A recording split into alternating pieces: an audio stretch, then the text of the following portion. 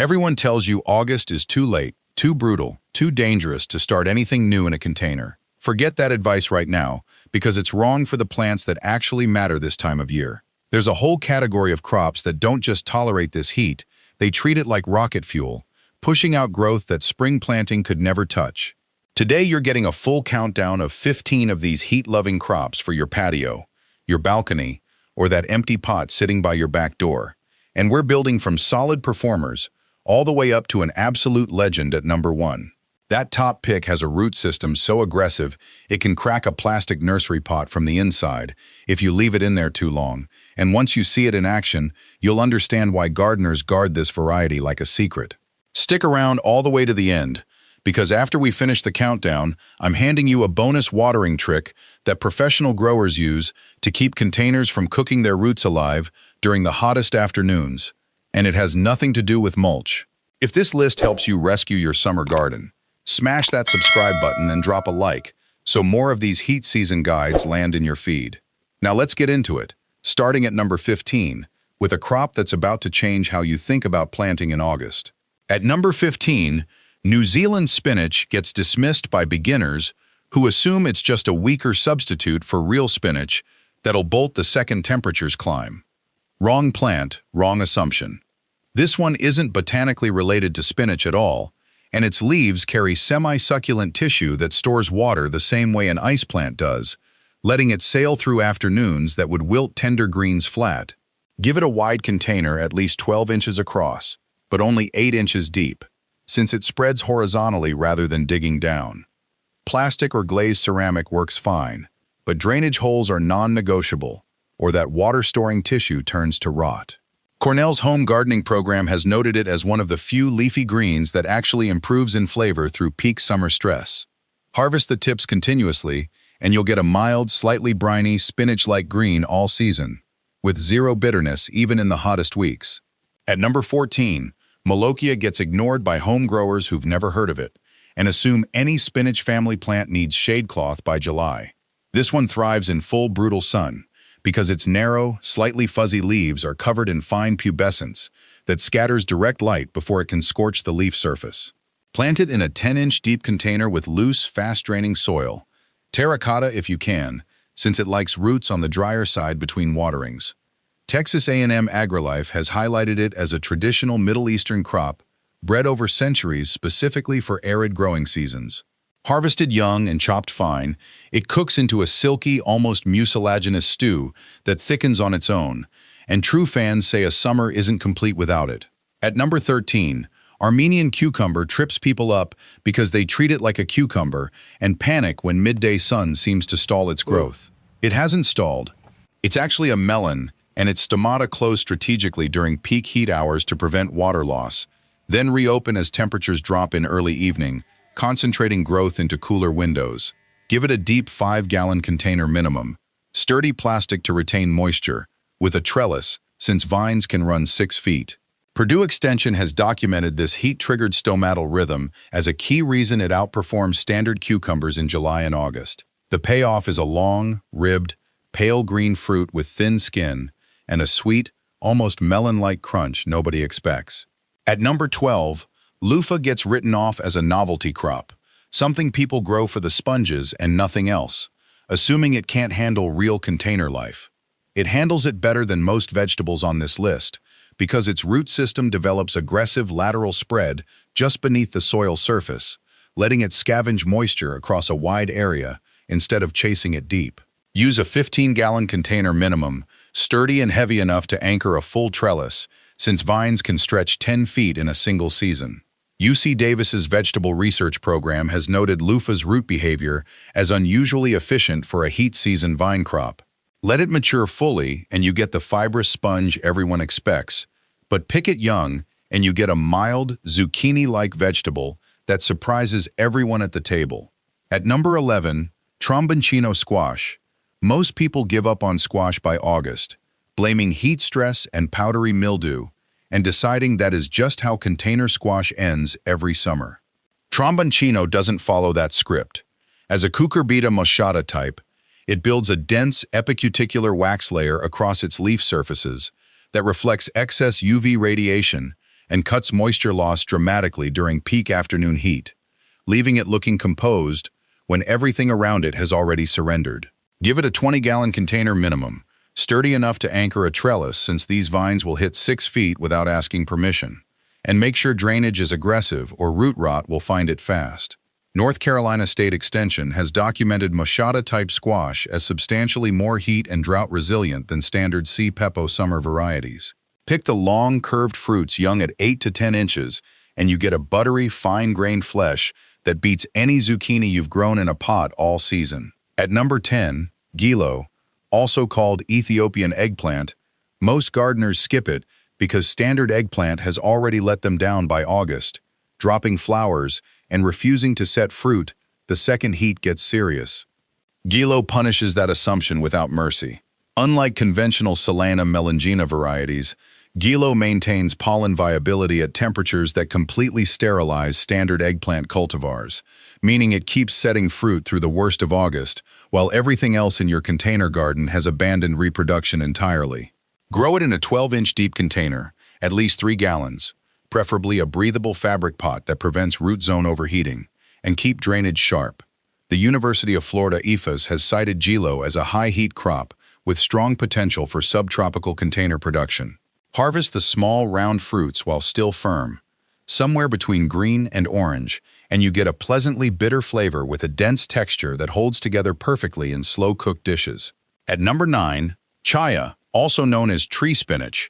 Most gardeners walk past it at the nursery, assuming it is a decorative shrub and nothing more, completely missing one of the most productive leafy greens you can run through brutal August heat. Treat it roughly, and it rewards you harder. Chaya stores carbohydrates directly in its woody stem cambium, pulling on those reserves to push fresh leaf growth within days of a hard harvest, which means cutting it aggressively does not set it back. It accelerates. Grow it in a 10-gallon container. Since stems get substantial by midsummer, give it full sun and sharp drainage, and choose a heavy base so it doesn't tip when vines get top-heavy. LSU Ag Center has documented Chaya as one of the most nutritionally dense leafy crops available to warm climate home growers. Always cook the leaves before eating to neutralize the raw compounds. But once prepared, you get a rich, hearty flavor that carries through any dish. You are now entering the top 10. And from here, every single crop on this list gets genuinely extraordinary. So far, you've got New Zealand spinach, Molokia, Armenian cucumber, Loofah, Tromboncino, Gilo, and Chaya in your corner.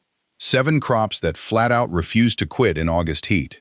Drop a comment right now and tell me which one you had never heard of before today. I genuinely want to know. Because here's the thing about entries 8 through 1. We are leaving heat tolerant behind entirely.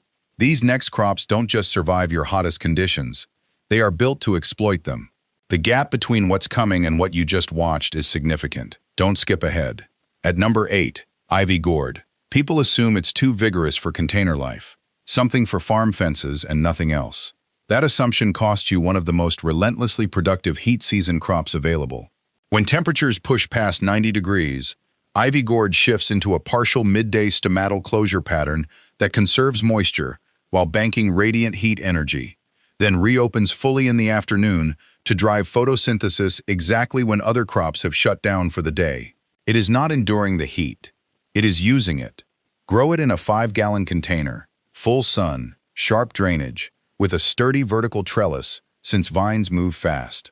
The University of Hawaii Cooperative Extension has documented its yield advantage over standard cucurbits in high-temperature growing trials.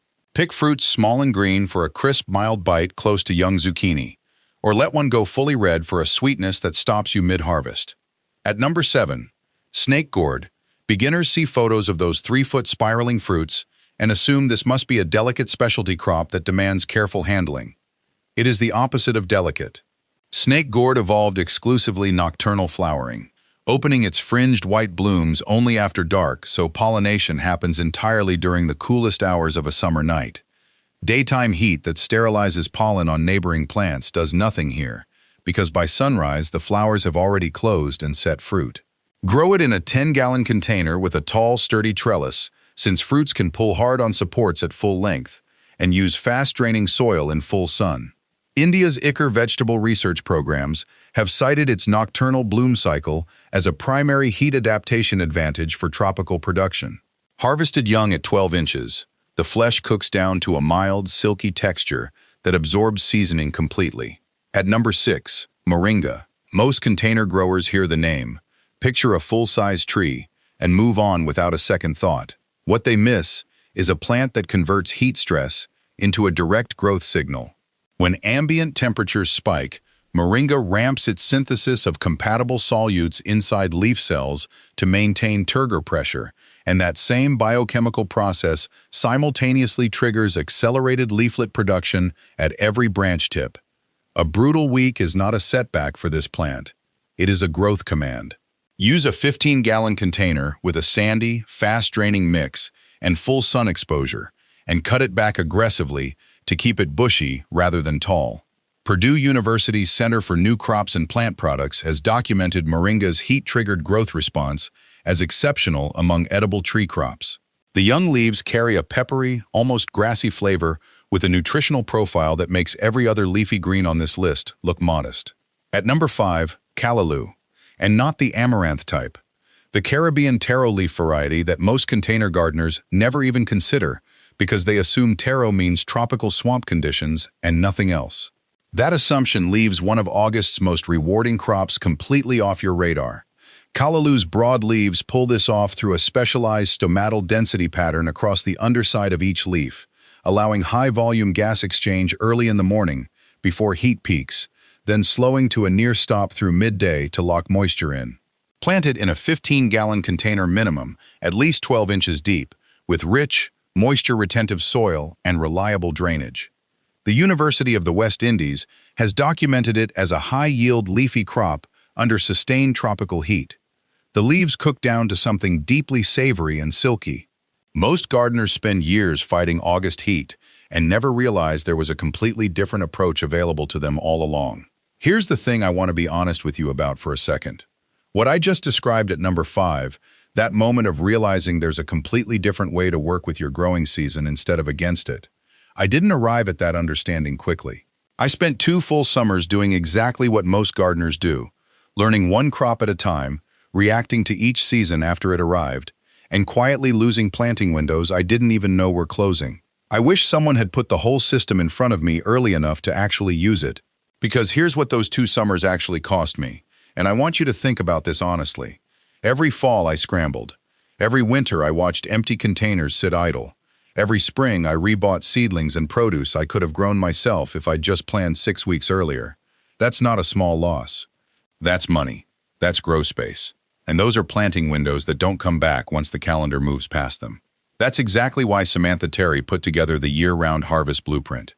Not as more information to read through and forget, but as the actual repeating cycle I wished someone had handed me. It walks you through a full 12-month planting system built around succession planting, so you're never starting from scratch and never staring at a gap in your harvest. The seasonal crop charts alone changed how I plan, because they show you what to direct seed, what to start indoors, and what to transplant at every transition point in the year, so nothing is ever guesswork. The planting schedules are built specifically for container growers, not ground gardeners, so every recommendation actually applies to your situation. The year-round garden planning pack comes with it as a bonus, and honestly it removes the last excuse most people have for losing track of what comes next. It keeps the whole cycle visible. Here's what I want you to feel right now. The fall and winter planting window is already closer than it feels. This is exactly the transition that most viewers of this video will miss again this year if they don't plan for it before this tab closes. The link is in the description. Grab it before the window moves. Now, let's get back to the countdown, because number 4 on this list is the entry that genuinely surprised me when I first started growing it in containers. At number 4, chayote. Most container growers rule it out before they start, convinced a vining crop this productive needs ground-level roots and a full fence line to function. That logic ignores what chayote actually does under pressure. When heat peaks, it employs continuous heliotropic leaf adjustment, rotating its broad leaf blades away from the direct overhead sun angle during peak afternoon hours, reducing radiant load on each surface without shutting down photosynthesis. It is actively managing its own temperature. Give it a 20-gallon container, a serious vertical trellis anchored well enough to handle real fruit weight, and fast-draining soil in full sun. The University of Puerto Rico Agricultural Experiment Station has documented chayote as a reliable producer under sustained tropical heat. Young fruits at 2 to 3 inches are tender and mild with a clean, cucumber-like crunch, and the vine tips are edible too. At number 3, Teperi beans. People abandon beans entirely by August, assuming every variety has already surrendered for the season. Teperi beans are built from completely different material. Indigenous to the Sonoran Desert, refined over centuries of brutal selection in conditions that would obliterate conventional legumes, they produce heat-stable dehydrin proteins that shield cellular membranes from breakdown at temperatures where common bean varieties simply stop functioning. This is not tolerance. This is molecular armor. Grow them in a 5-gallon container minimum with full sun and aggressively sharp drainage, since saturated soil and heat will undo everything these plants were built for. The University of Arizona has documented their heat-stable protein expression as one of the most advanced heat adaptations found in any cultivated legume. The harvest is a small, dense, earthy bean with a depth of flavor that standard varieties simply cannot produce. At number 2, ash gourd, also called winter melon, and before you let that name send you in the wrong direction, strip the cool season assumption entirely. The name refers to how long the fruit stores after harvest, not when it grows. What makes this plant extraordinary is the pruinose wax bloom coating its entire outer surface, a dense powdery layer that reflects incoming solar radiation and suppresses surface temperature across the fruit wall, protecting the flesh inside while the vine runs full throttle above in direct sun. Grow it in a 25-gallon container with a load-bearing trellis, since mature fruits can reach 30 pounds. Tamil Nadu Agricultural University has documented the wax bloom as a measurable thermal buffer under sustained field heat. The flesh cooks to a mild, almost neutral base that absorbs anything you pair it with. Everything on this list has been leading here. Number 1 is in a category of its own. At number 1, bottle gourd. If you've been here since the hook, you know what's coming. Most gardeners treat this as a novelty, something you grow for the shape and photograph once. That completely misses what this plant actually does. Bottle gourd treats August heat as a direct performance signal. What drives it is a pressurized hydrostatic root mass that expands laterally under thermal stress, building enough internal force to deform and split a rigid plastic container at the seam if left unchecked through a heat wave. That is not exaggeration. That is the tease from the top of this video made real. Grow it in a 25-gallon fabric container specifically, since air pruning keeps that root mass productive rather than destructive. Full sun, deep watering every other day, and a trellis rated for serious load, since one vine can carry 6 fruits at once. NC State Extension has documented bottle gourd as one of the fastest establishing warm season vines in Southeast trials. The payoff: a single fruit can gain 18 inches in 1 week at peak August heat. Not across the season. 1 week. That is what number 1 looks like. Before you go, here's the bonus tip I promised at the start. Group your containers together deliberately, clustering 3 to 5 pots so their foliage overlaps slightly at the edges. What that does is trap transpired moisture between the plants, building a localized humidity pocket at leaf level that drops the effective temperature around each root zone by several degrees, compared to pots sitting isolated in open sun. Your containers stop competing with the surrounding heat and start protecting each other from it. It costs nothing and takes 30 seconds to set up. That is really the whole philosophy behind every crop on this list. Stop placing plants in August and hoping they survive, and start choosing plants that turn August conditions into an advantage. The season is not your enemy. Most of your plant choices just haven't been treating it right. Drop a comment below and tell me which crop you are actually putting in a pot this weekend. I read them. Then go check the description and pin comment for the year-round harvest blueprint link if you haven't already. Next video, the 5 mistakes that are quietly killing your August containers, and one of them almost everyone watching this is making right now. Subscribe, leave a like, and I'll see you in that one.